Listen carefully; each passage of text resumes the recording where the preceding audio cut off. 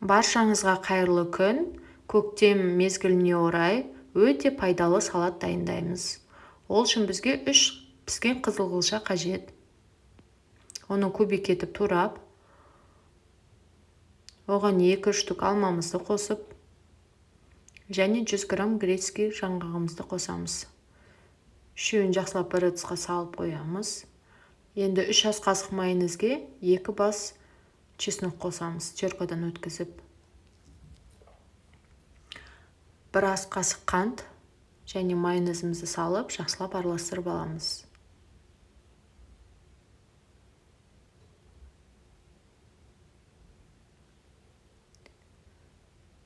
Менде мынандай қаймақтың түбін кесіп, әдемі форма жасауға пайдаландым. Және сәндік үшін картофельный пай қостым. Жасап көріңіздер.